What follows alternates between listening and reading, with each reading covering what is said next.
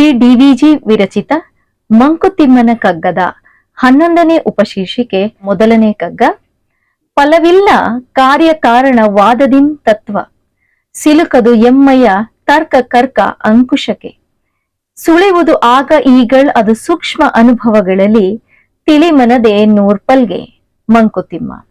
ಇದರ ಒಂದು ಭಾವಾರ್ಥ ಏನು ಅಂತ ಹೇಳಿದ್ರೆ, ಜೀವನದ ಸಿದ್ಧಾಂತ, ಜೀವನದ ಸಾರಾಂಶ, ಜೀವನದ ಸಾರ ಇದನ್ನ ನಾವು ತಿಳ್ಕೋಬೇಕು ಅಂತ ಹೇಳೋದಾದ್ರೆ, ಕೆಲವೊಂದು ಕಾರ್ಯ ಮಾಡೋದ್ರಿಂದ ಅಥವಾ ಕೆಲವೊಂದು ಕಾರಣಗಳಿಂದ ಖಂಡಿತ ಸಾಧ್ಯ ಇಲ್ಲ.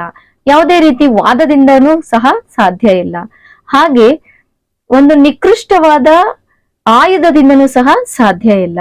ಆದ್ರೆ ನಮಗೆ ಆಗುವಂತ ಜೀವನದ ಅನುಭವಗಳನ್ನ ನಾವು ತಿಳಿ ಮನಸ್ಸಿನಿಂದ ತುಂಬಾ ಅಂತರಾಳಕ್ಕೆ ಇಳಿದು ನಾವು ಸೂಕ್ಷ್ಮವಾಗಿ ಗಮನಿಸಿದಾಗ ಮಾತ್ರ ಜೀವನದ ಸಿದ್ಧಾಂತ, ಜೀವನದ ಸಾರ, ಜೀವನದ ಸಾರಾಂಶವನ್ನ ನಾವು ತಿಳ್ಕೊಳ್ಳಿಕ್ಕೆ ಸಾಧ್ಯ